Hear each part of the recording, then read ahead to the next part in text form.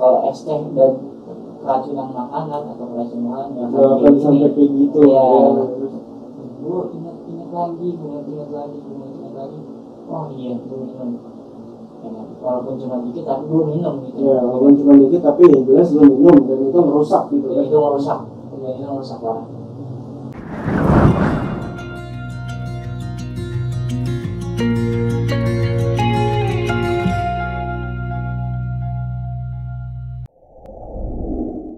Pas itu ya udah, dan di situ kalau mau tahu lebih sedihnya lagi nih ceritanya, itu di situ tepat gue lagi ulang tahun yang ke-20 tuh.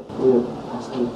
Jadi lo ulang tahun, jadi gue ulang tahun. Pas lu ngerasa kan lu sadar nih, kan kejadian lu bangun, terus lu sadarnya tuh gimana tuh? Sadar kalau lu nggak bisa ngeliat.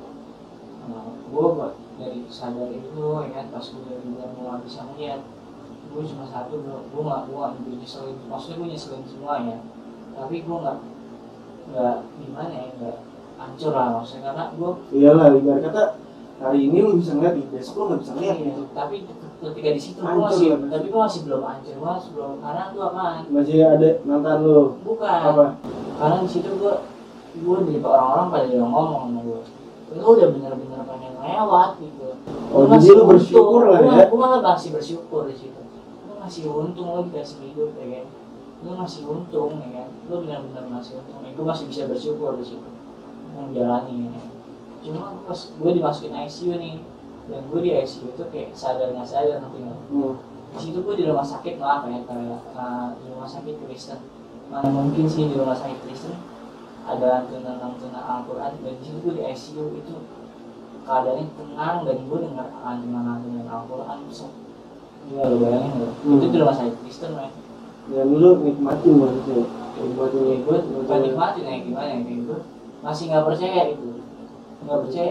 Sampai gue ngecek mata, sampai tangan gue di ICU tuh tangan gue diikat. Kenapa gue diikat? Karena gue sering ngecek mata, kayak gimana sih lo bisa ngeliat tadi tiba-tiba ngeliat lu kayak ada apa sih, mata gue ada apa sih beneran lo bisa ngeliat gitu loh, kayak ini benerannya sih gitu ya. Iya, ini benerannya sih gue nggak bisa lihat gitu. Iya, pasti hancur banget ya. Di situ gue hancur parah.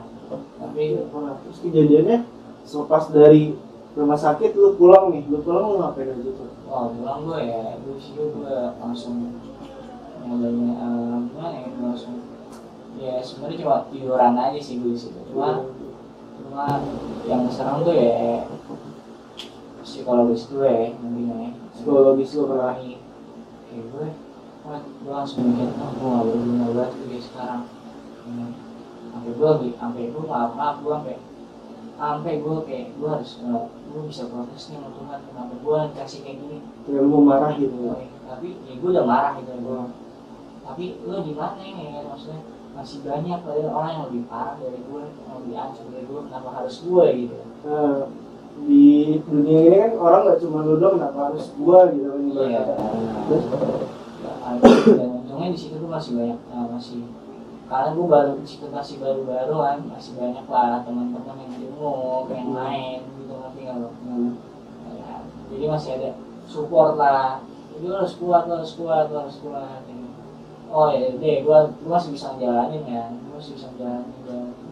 di sini juga ya ada keluarga gue yang mendukung dan mantan gue nih kan. Tapi pas ini langsung masuk ke cerita set story-nya aja lah ya. Langsung aja loh. Jadi gue di situ gue kayak sampai 24 jam lah gue temenin sama mantan gue, sama keluarga gue. Jadi lu disupport banget tuh 24 jam gitu ya? Disupport parah, ya kan.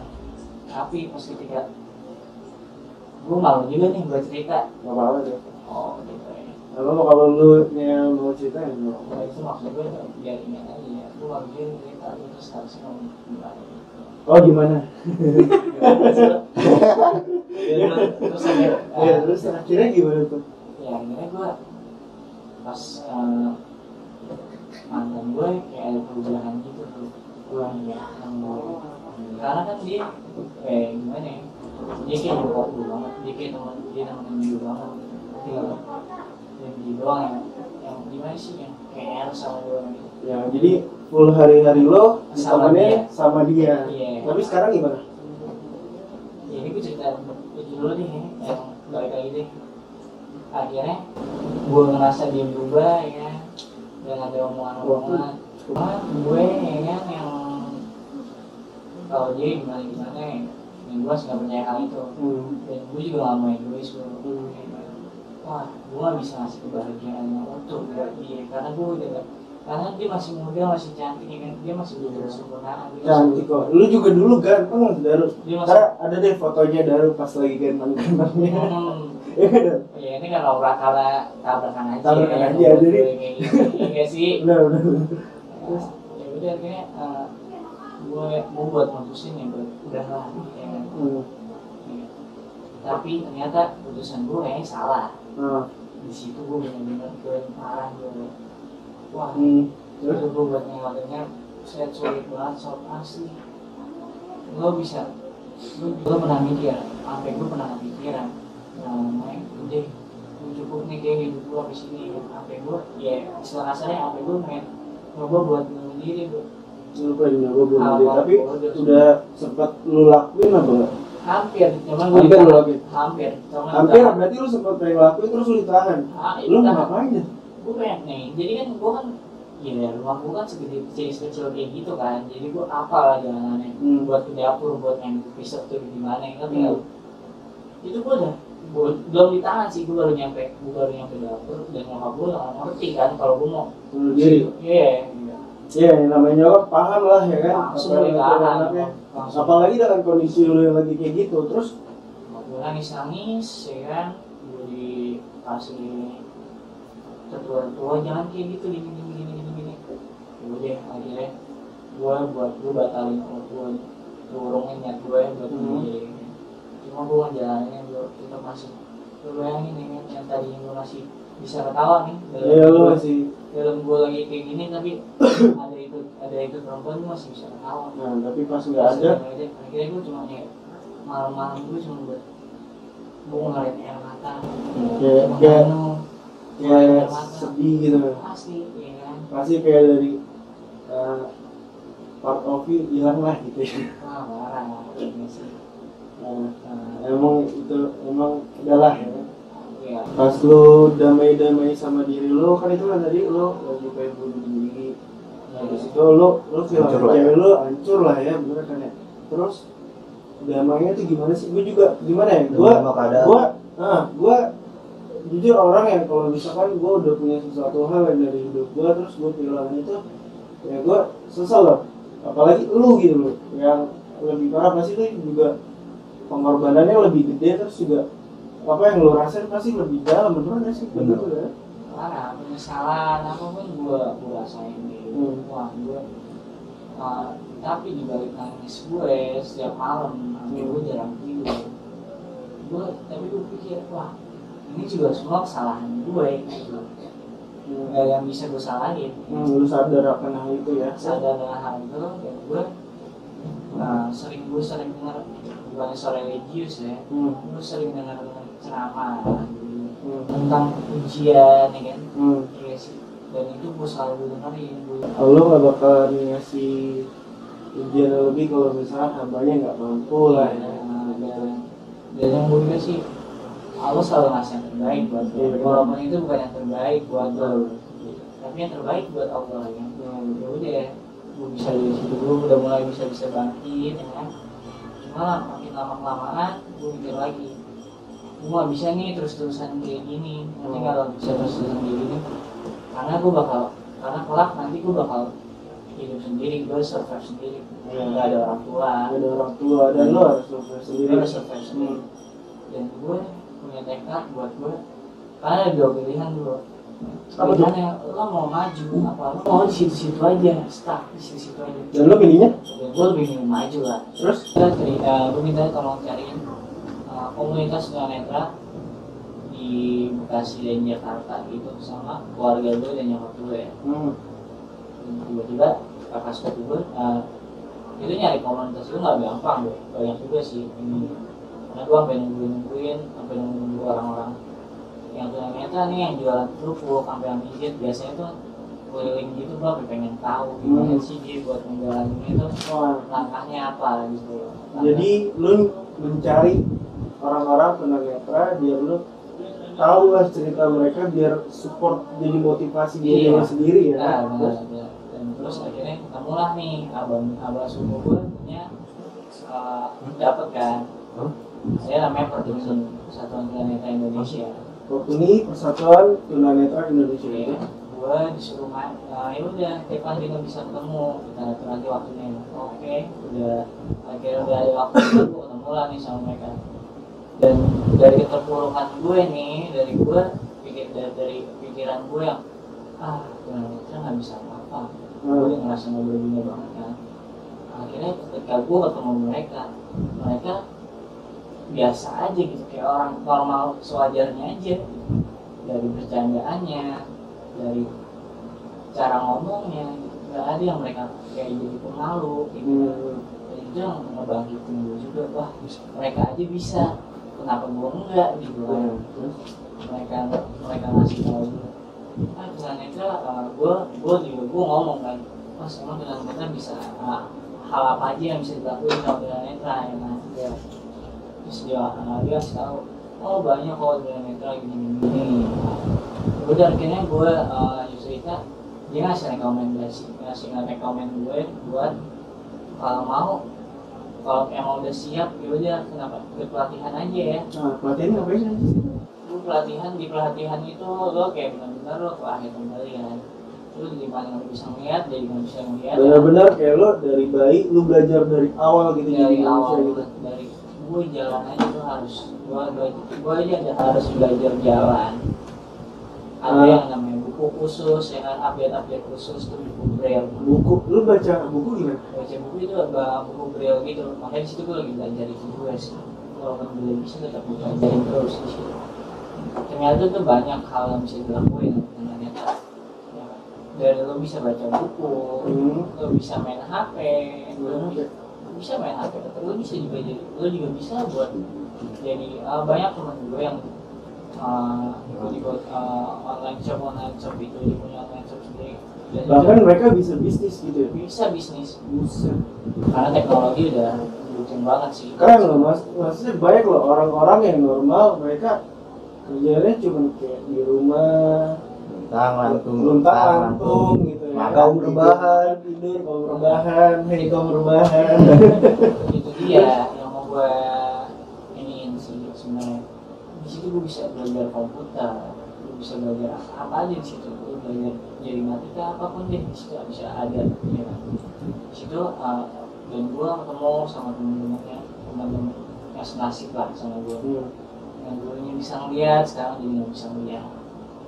Ya itu ada satu sesi namanya sharing session ya, yang itu lo dikumpulin semua apa cerita sedih lo, apa lo bisa bangkit itu karena gimana, terus apa nih goals lo hari ini, apa lo mau capai hari ini.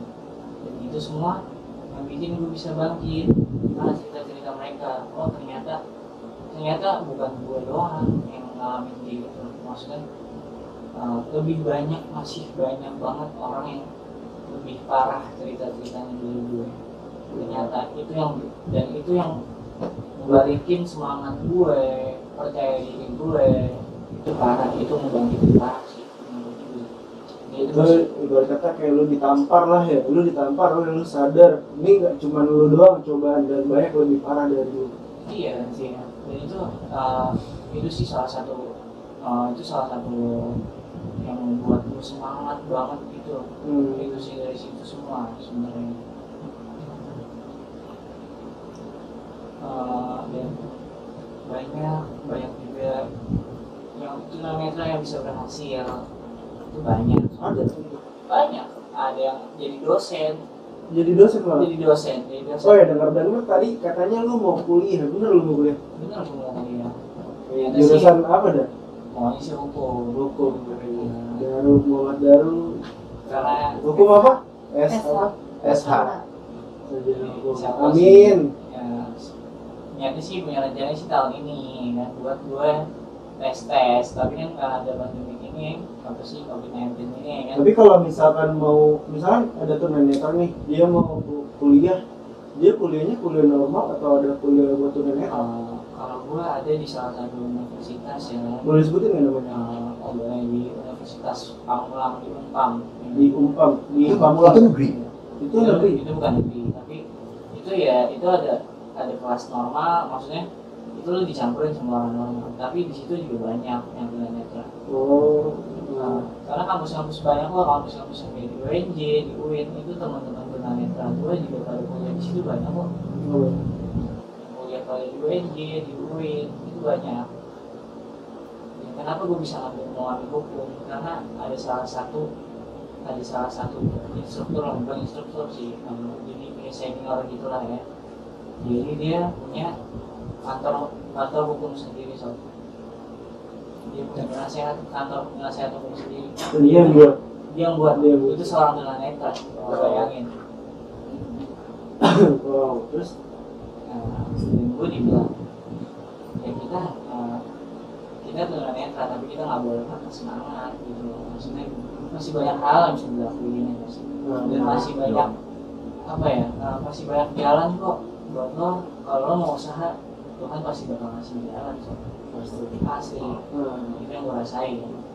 Tapi ada nggak sih orang-orang yang ngejudge lo tuh, maksudnya yang nyakitin hati lo gitu, orang-orang yang lo nggak kenal lo dan lo nggak kenal dia, maksudnya kayak kira lo kayak gimana. Justru malah kalau menurut gue lebih sakit tuh kayak dihina dengan orang-orang terdekat sendiri. Dan gue udah pernah ngerasain hal itu so. Kayak gue dihina sama orang terdekat. Wah itu sakit banget. Lebih baik dihina sama orang yang nggak lo kenal daripada sama orang yang lo kenal ya. Iya, walaupun sebenarnya sama-sama sakit tapi mungkin lebih parah ya. Iyalah. Tapi gue gak dendam sih sama mereka yang ngatain gue. Gue jadi motivasi, buat gue malah gue jadi motivasi. Karena gue mikir, gue bakal bisa beli omongan itu. Kalau ngomong guna berguna, tapi gue bakal bisa beli berguna kelak nanti ini sih. Dan itu gue udah, ya awal-awal gue ngerasain hal itu nih, gue dihina, diketawain orang, itu udah sakit banget. Tapi ternyata makin lama ya makin biasa aja gitu. Mungkin rasa kemaluan gue udah gak ada sih tentang hal itu ya sih. Terus juga tadi ada cerita lu kecebur got, terus tiba-tiba lu dikiranya orang mabuk. Sorry bukan kecebur got. Terus kecebur. Cerita lagi gini nih, jadi gue lagi keluar nih jalan kan sama temen gue, kan dituntun lah ya. Terus dan dia nggak ngomong itu ada got, tapi kaki gue ngerasa itu ada got gitu. Dan gue ngelangkah, itu sempoyongan, gue kayak pengen jatuh gitu kan. Ya ada ibu-ibu yang mau jatuh. Itu kenapa? Kata ibu itu. Itu kenapa? Mabuk kan? Mabuk apa nih gini? Gue dengan hati yang gak enak, dengan hati yang malu, gue ngomong ya kan. Saya nggak lihat bu, makanya bisa kayak gitu. Bohong, masih nggak lihat. Nggak percaya dia? Nggak percaya ya kan? Karena ya gue itu juga salah ya, karena gue nggak pakai, gue nggak ada identitas, gue nggak pakai kacamata hitam, gue nggak pakai tongkat ya. Jadi orang ya bukan salah orangnya sih, sebenarnya salah gue nya ya. Tapi juga maksudnya nggak respect juga sih, maksudnya kalau orang mabuk juga sebenarnya kalau dulu lah nggak usah dikatain, ya kan? Tapi sih untungnya nggak sampai jatuh, kalau sempoyongan aja. Makanya itu mabuk kan. Ada lagi nih cerita nih kan. Gue naik busway, setiap gue latihan kan gue naik busway ya. Dan di busway itu kan ada kursi prioritas ya, disabilitas atau lansia gitu kan. Dan gue duduk nih, dan saat di situ lagi rame. Gue nggak tahu ada ibu-ibu yang nyamperin nama like gue, mas kesadaran diri lah, masih muda sih itu mah. Dia nggak tahu kan, jadi ilmu sosial juga ya kan. Oh maaf bu, ya kan saya nggak bisa ngeliat. Ibunya nggak percaya, serius mas nggak bisa ngeliat, serius. Oh iya, dia sampai dia minta maaf sendiri, mungkin dia malu sendiri kali ya. Iya, hapus gitu. Ya dia juga nggak salah, gue juga harusnya itu gue tunjukin identitas gue soal harusnya ya, kayak tongkat itu taruh gitu.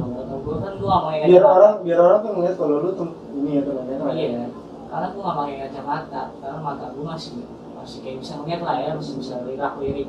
Lu tahu kan di busway itu kan jaraknya deket, kalau mata lo mengarah ke miring lu kayak ngeliatin orang gitu. Iya. Kalau penglihatan lu saat ini itu bener-bener, maksudnya bener-bener nggak ngeliat atau emang kabur-kabur sih dari Gini Bu, gue jelasin ya. Mungkin tunanetra tuh ada dua. Jadi ada low vision sama total. Low vision itu yang bisa melihat tapi dari jarak dekat atau cuma beberapa persen dia bisa melihat, tapi dia bisa dapat cahaya, bisa melihat ada subjek di depan matanya, dia bisa melihat. Kalau yang namanya tunanetra total itu benar-benar blind, lu nggak bisa lihat apa-apa gitu. gelap gitu Ya, ya. tapi sebenarnya di tunanetra itu ada kalau gue sih yang gue lihat mah ada beberapa cahaya, ada beberapa warna di mata gue. Nah kalau misalkan ini kan ada lighting nih, kelihatan nggak lighting? Enggak lah, karena kan gue udah total gue. Udah total, tapi awalnya nggak, awalnya bisa nggak tuh cahaya? Awalnya masih masuk cahaya, Masih masuk, tapi sekarang udah enggak. Karena ketika gue ke rumah sakit kan ada dua kata dokternya ya bisa, lo bisa kalau bisa melihat, maksudnya kalau ada kemajuan berarti lo lebih bagus, tapi ini gue malah penurunan gitu. Kalau lebih turun, oh ya udah berarti gue ya setelah gue divonis gue jadi permanen sih gue sebenarnya nggak percaya ya. Iya. Tapi karena dokter cuma seorang manusia ya nggak sih, Iya. yang nggak luput dari kesalahan gitu. Benar. Sekarang Tuhan gitu, kalau Tuhan Jadi lu masih bisa berharap, mungkin gua ada kemajuan, gua bisa melihat lagi, walaupun Iya. cuma sedikit ya. Iya nih menurut gue pengen ngasih ini, jadi sebelum dia itu netra itu nih pasti setiap lo boleh tanya setiap netra, lo kok bisa terima ini semua, lo kok bisa terima dengan apa dia sih gini itu pasti mereka jawab ya kalau gue sih 90%, gue 90% terima, 10%-nya ya nggak terima. Masih ada lah. Iya masih ada sedikit dan dari 10%-nya itu sebenarnya sih bukan nggak terima tapi harapan. Lu berharap. Ya, mudah-mudahan aja lah kalau mau mujizat dari atas turun. Oh iya, itu sama kamu. Yang penting kan kita, lu juga kan maksudnya udah berusaha buat lebih maju. Contohnya kayak lu ikut pelatihan, jadi lu bisa pegang komputer, main handphone. Sekarang juga dia bisa balas chat gua gitu. Gua ngechat apa dia dibalas sama chat aja. Oh iya, banyak juga loh orang teman-teman gue nih yang udah lama gak ketemu gue dan gue bisa ngechat. Nah, Mereka nggak percaya maksudnya. iya, gue juga sempat nggak percaya. Ini gue ngechat Daru gimana caranya gitu. Nah itu cerita unik juga sih sebenarnya. Iya, Lo nggak bener. percaya. Ini lo ngechat apa lo ada? Karena kan gue selama ini kan gue mendingan gue telepon gitu kan, telepon ngomong langsung gitu. Tapi enggak ya, dari enggak Iya. ganggu ya. Jangan kan lo. Gue aja dulu gue juga nggak pernah. Gue juga dulu ketika gue lagi ngabarin soal netra nih, gue dibales chat apa gue mikir ada asisten atau gimana nih. Ternyata ternyata teknologi udah ngedukung lo soal Teknologi berarti ada aplikasi ya kan? bukan aplikasi, jadi setiap handphone tuh pasti ada fiturnya, bukan fitur sebenarnya, fitur lah gitu. Lalu di pengaturan ada yang namanya talkback itu pembaca layar bro, Membaca layar. itu emang dikhususin buat netra. Ada masuk. Oh iya, ini gue mau nanya, nggak ada niatan buat operasi atau gimana? Nah iya tuh. Itu gue udah beberapa rumah sakit udah didatengin ya. Karena nih organ mata gue nggak kenapa nih, organ mata gue tuh dicek bagus. Cuma apa saraf itu ya sebenarnya nggak bisa dioperasi. Ada yang bisa, cuma kemungkinannya 80-20 lah buat lo. 80-nya gagal, 20-nya berhasil. Karena sekarang lo punya pilihan. Kalau gue dioperasi itu malah bisa jadi lo saraf lo tahu sekecil apa sarafnya, mungkin serambut kali ini. Lo mau bedah itu nanti ada yang saraf yang lain-lain mana gitu. Iya benar. Itu udah banyak teman-teman yang kayak gitu. Lu ada nggak mau disampaikan ke teman-teman tunanetra lainnya atau mungkin ke orang-orang? Kalau kondisi sekarang buat gue nih, buat orang-orang yang buat orang-orang normal yang masih punya stigma orang tunanetra itu nggak bisa apa-apa. Lo salah besar. karena tunanetra masih banyak, ada banyak cara yang bakal bisa dilakukan gitu. Masih banyak hal yang bisa dilakukan sama dia. Mungkin lo nggak pernah percaya kalau bisa tunanetra bisa kerja di Deplu, lo mungkin nggak percaya kalau tunanetra bisa jadi dosen, mungkin lo nggak percaya. Nah, tapi itu semua bisa jadi kenyataan kalau lo mau. Dan buat tunanetra teman-teman tunanetra yang lain nih, yang masih merasa terpuruk, masih merasa malu, minder atau kurang percaya dirinya, coba buat lo santai aja menjalaninya, karena ya masih banyak, Tuhan pasti banyak bakal masih banyak mengirimkan orang baik di sekitar lo. Kalau lo mau usaha, lo pasti bakal ketemu orang-orang baik, dan lo cukup lo jadiin motivasi buat orang-orang yang udah ngehina lo, mencaci lo, kayak kasih ngucilin lo, buat ngerasa lo jadi beda dengan orang yang lain. Karena kita nggak ada perbedaan sebenarnya, kita masih punya rasa yang sama, kita masih punya keinginan yang sama, ya kan? Cuma yang membedain kita tuh cuma lo bisa ngeliat dan kita nggak bisa ngeliat, udah sih gitu aja. Jadi harus tetap semangat bro,